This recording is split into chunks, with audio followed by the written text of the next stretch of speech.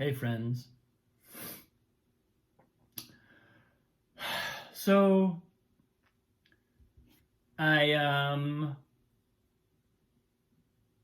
seem to be getting one of those lessons drilled into my brain by the last few days of experiences. It's really remarkable to me how, like the same lesson can keep kind of pounding at the door until you go, oh, is someone at the door? Oh, so sorry. It's cold out here. I should not have kept you waiting.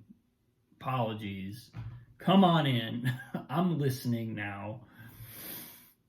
And I don't know if anybody else has that experience, but I certainly do.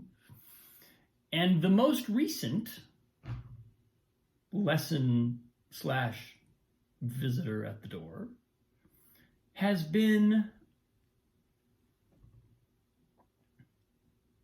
that life is easier than I think. And what that means is that I'm attached to life being harder than it is. And I'll walk you through how this whole insight has surfaced and kind of why it is showing up in the way that it is. But that's the crux of things. It's easier than you think. So this is a kind of a fun way that I got here, because I did a post, I think yesterday, maybe even, or the day before, about some experiences at the piano. Sitting at the piano and working on a piece, feeling like there was a difficulty, resolving the difficulty, and then immediately, but almost like I had an attachment to the feeling of difficulty, which I then projected onto another part of the piece, which had no real technical hurdle to it. But it was almost like I had this experience of I have the feeling of difficulty, and it imposes itself on this particular part of the phrase of the piece, because there's actually some technical difficulty there. I resolve that and make it easy, but then that feeling still wants to be expressed, so it just finds another thing to go and project itself onto. And that a day or two ago I spoke about that on my post. It was like, whoa. Don't always see that so vividly, but man, is that an interesting thing to recognize. So then from there, I went into a lesson with my incredible teacher, Madeline, and she basically did that for the whole piece. She was like, you're holding on to something throughout. Why don't you try playing one little, it's all built in 16th note triplets. She was like, play just one little 16th note beat of that, and then see where your wrist is. And sure enough, I realized, oh my God, yeah, I'm holding on constantly, and I don't have to. I can let go. So that was kind of like the main takeaway from that lesson. And then yesterday, I spent some time practicing, and it was incredible. I was like, oh, I'm allowed to feel the keys. I'm allowed to not be tight. Hey, look at this. Why would I be imposing tightness on all of this when that's actually not a requirement, turns out. Again, this is not like necessarily new revelation, but every time it happens, it feels new. And every time it happens, it feels like it's somehow illuminating that lesson more deeply. It's not just going in circles. It's actually just the case that our complexes, our particular brand of making life more difficult than it is, will probably happen multiple times before that issue is completely resolved.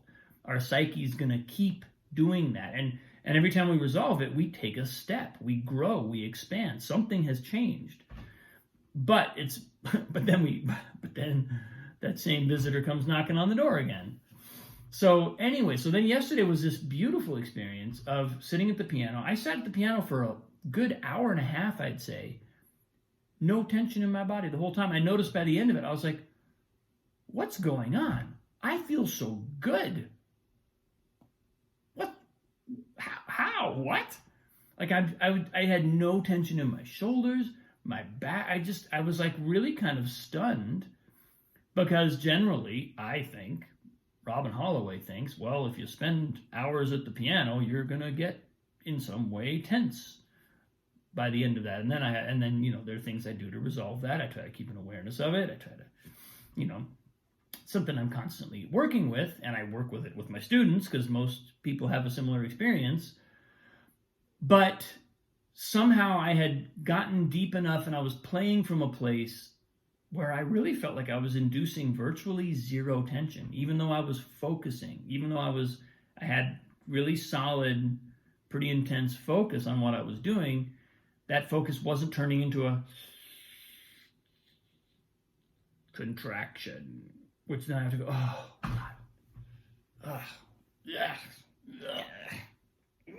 Go like do some yoga in between practice sessions, which I actually do, FYI, and which is a good idea, FYI, if you're feeling tense while practicing. Anyway, that was cool. And then I found, even before that, even sort of like from the day before yesterday or so, it was like my schedule, and a lot of times this involves Annalise, because she's the central organizing element of my life and our lives right now. Crazy sleep stuff happening, waking up in the middle of the night. Woke up at 4 a.m. this morning, and needed help going back to sleep, so I ended up sleeping in her bed. And I'm like, what? And it wasn't just Annalise, it was also sort of some other elements of like just either schedule being unpredictable, or somehow things feeling kind of like my rhythm that I do, that keeps me healthy, and that's how I stay relaxed. I need to keep my rhythm, or else I get very stressed out about it.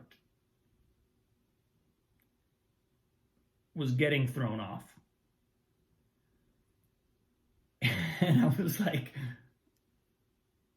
what? Hold on.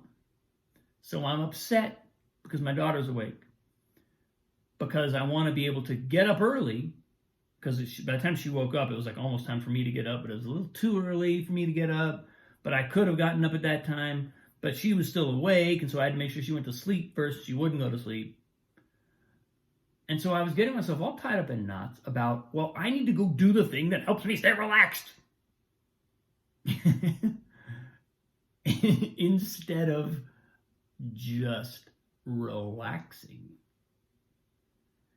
And I did eventually catch this. This is when I finally admitted the visitor in through the door. And I was like, oh, it's not just like it's not like a tool that you use once or twice and then you stay relaxed. It's more like it's more like the difference between the first exercise I did on the piano and then the larger lesson with Madeline, where it went from like this one little thing that I resolved but immediately imposed tension again somewhere else, to hold on, what if in every inch of this thing there's allowed to be no tension? Because it really came down to myself giving myself permission not to be tight. And I found that when I did that, all of a sudden, surprise, surprise, I could feel more. There's still some passages that are incredibly tricky and very, very kind of like, they require a real precision to navigate. But all of a sudden, when I hear that, and when my habitual mind hears that and goes about trying to do that on the piano, I go, okay, it's time to get precise. Here we go. And before I know it, it's like this frozen ice cube of a hand that can't possibly do anything precise, much less fast or fluid. And I noticed that's what was happening in life. That's what I was doing. It's like, oh no, just be relaxed. Don't worry so much about the practice you need to go do to be relaxed. How about just relax? And then before you knew it, Annalise is asleep, out like a light. I was out like a light for a minute or two as well. And then the morning wore on. She probably didn't have the greatest night of sleep ever, but, we kind of got there. But anyway, but then this morning I was like, it's like it showed up like, oh, it's actually like an all the time thing, that it doesn't have to be difficult. That absence, and then of course I get signs from my Sadhguru quote of the day was something about there's a difference between easy and lazy, and when you do life easy, you can get a lot more done. There might have even been another ease related thing in my email inbox or something. It was like pummeling me with just making sure, Holloway, that the lesson's coming through. But it did, finally. And, I'm so excited to go and practice again today, because I was like, I feel like I discovered a new way of being at the instrument. It was just so, made such an impression on me to feel like, wait, I've been doing this for an hour and there's no tension in my body. What's going on? This is amazing.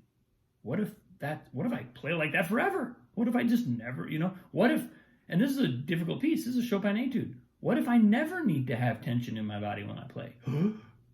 Whoa! Life upgrade. So anyway.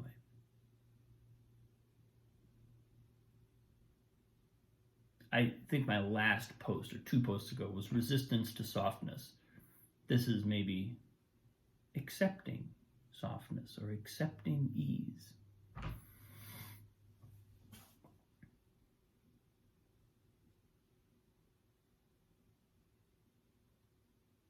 And also, your kid is always trying to help you, no matter how infuriating the experience may be.